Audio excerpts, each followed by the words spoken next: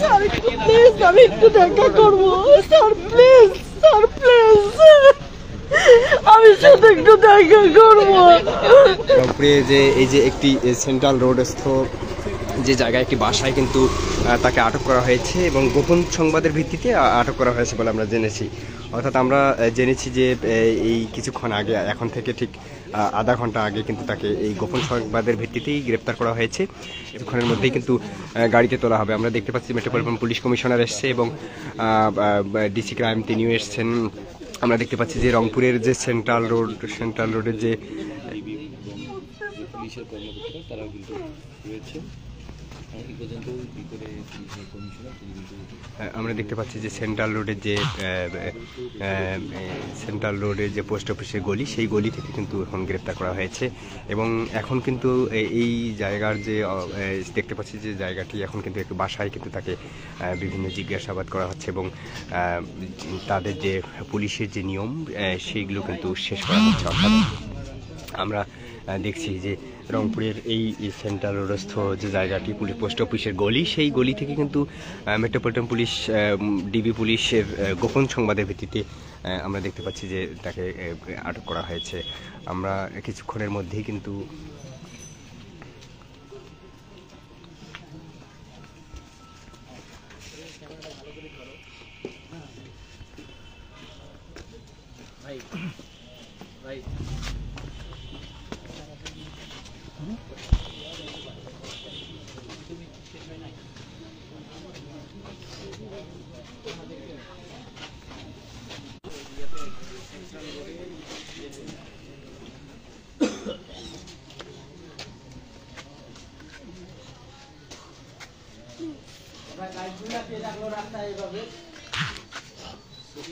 আমরা দেখছি যে রংপুরের সেন্ট্রাল রোডের পোস্ট অফিসের যে গলি, সেই গলি থেকে কিন্তু কিছুক্ষণ আগে সাবেক মন্ত্রী লালমনিরহাট কালীগঞ্জের যিনি মন্ত্রী, রংপুর লালমনিরহাট 2-এর সাবেক মন্ত্রী, সমাজ কল্যাণ মন্ত্রী ছিলেন তিনি, এবং তিনি কিন্তু তাকে কিন্তু আধা ঘন্টা আগেই কিন্তু গ্রেপ্তার করা হয়েছে।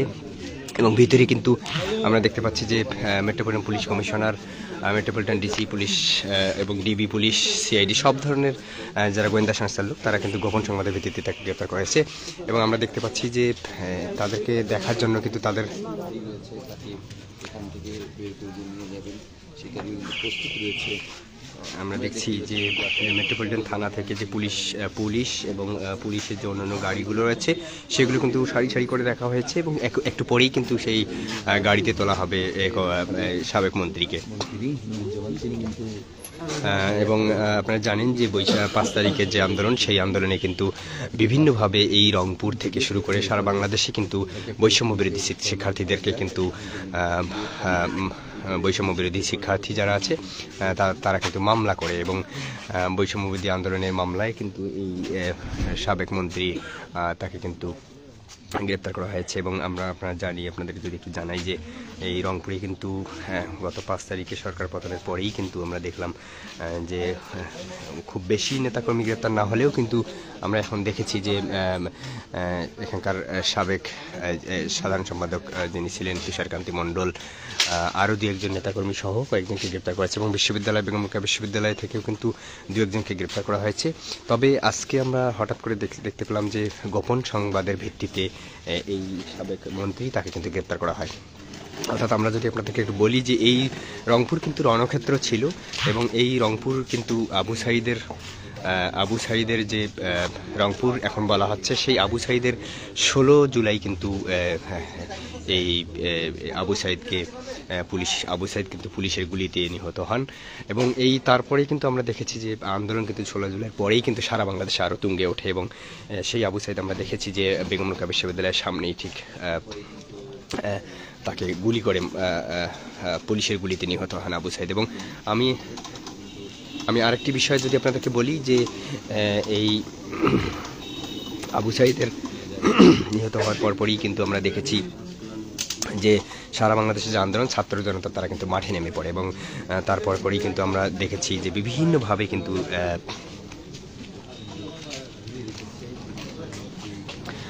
তারপর পরই কিন্তু এই আন্দোলন রংপুর থেকেই কিন্তু সারা বাংলাদেশে আপনারা দেখেছেন যে আবু সাঈদের মৃত্যু কিন্তু বুক চিতিয়ে দিয়েছিলেন। আর এখন থেকে আধা ঘন্টা আগে কিন্তু তাকে গ্রেপ্তার করা হয়েছে এবং এই যে একটি আত্মীয়র বাড়িতে ছিলেন বলে গোপন সংবাদের ভিত্তিতে গ্রেপ্তার করা হয়েছে। এবং মেট্রোপলিটন পুলিশ কমিশনার যেটি বলছে যে এই যে রংপুরে যারা বৈষম্য বিরোধী আন্দোলনের মামলায় যারা আছে তাদেরকে খুব দ্রুত গ্রেপ্তার করা হবে এবং তারই ভিত্তিতে এবার অর্থাৎ আপনারা জানেন যে এই গ্রেপ্তার কিন্তু খোঁজ অর্থাৎ গোয়েন্দা সংস্থার যে কাজ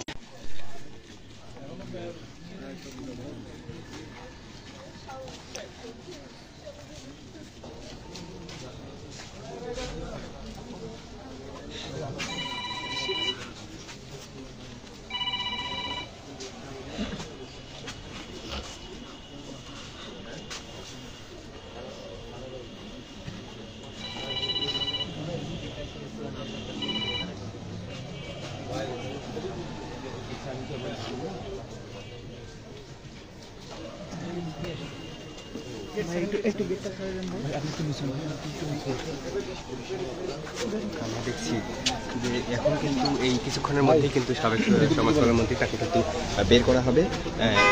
বের করে আমরা দেখতে পাচ্ছি বের করার সব ধরনের প্রস্তুতি কিন্তু হয়ে গেছে এবং সব ধরনের প্রস্তুতি কিন্তু শেষ হয়ে গেছে।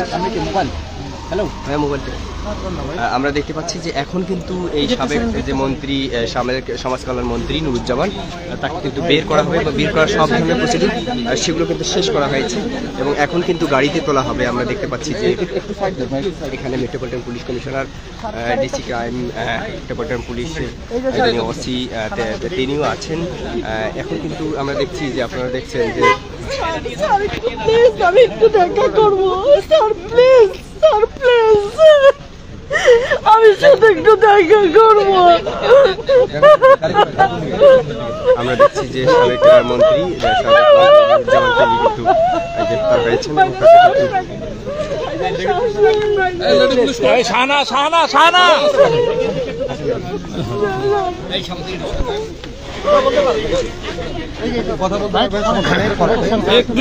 ভাই একটু জায়গা করে দেন প্লিজ, আমাদের কাজ করতে দেন।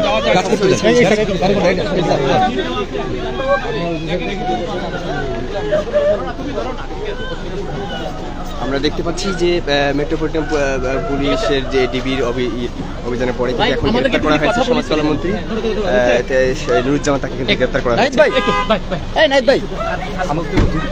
ভাই একটু বলেন ভাইয়া ভাইয়া কিভাবে কি মামলায় অ্যারেস্ট করা হলো একটুখানি বলেন। আমরা এই যে মন্ত্রী নুরুজ্জামান আহমেদকে গ্রেপ্তার করলাম, থানা নিয়ে যাচ্ছি, আমরা পরে কথা বলছি। কয়টা মামলা আছে বা এরকম কোনো বিষয় এই মুহূর্তে তো আসলে একটু বলেন যে কোথা থেকে কিভাবে অ্যারেস্ট করলেন। ঠিক আছে, এটা হচ্ছে এই জায়গাটার নাম হচ্ছে সেন্ট্রাল রোড পোস্ট অফিস গুলি। এখান থেকে আমরা গ্রেপ্তার করলাম। আমরা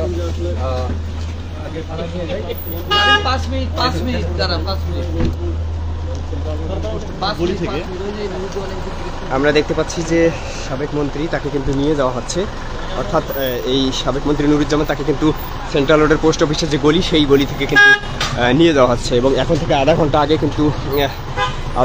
কিন্তু তাকে গ্রেপ্তার করা হয়েছে এবং তার সব ধরনের প্রসিডিউর শেষে কিন্তু এখন নিয়ে যাওয়া হচ্ছে। রংপুর মহানগরীর যে সেন্ট্রাল রোড আছে সেই সেন্ট্রাল রোডের সেই পোস্ট অফিসের গলির একটি বাড়ি থেকে তাকে গ্রেপ্তার করা হয়। কিছুক্ষণ আগে রংপুর মহানগর পুলিশ কমিশনার যেটি দাঁড়িয়ে ডিবি পুলিশ কিন্তু তাকে গ্রেপ্তার করা হয়েছে এবং সেই গ্রেপ্তারের পরেই কিন্তু এখন আমরা দেখতে পেলাম যে তাকে কিন্তু নিয়ে যাওয়া হচ্ছে মন্ত্রীকে এবং সব ধরনের প্রসিডিউর শেষে কিন্তু নিয়ে যাওয়া হচ্ছে। পরে তিনি দুইবারের জন্য সমাজ কল্যাণ মন্ত্রী হয়েছিলেন এবং এই রোডে তারা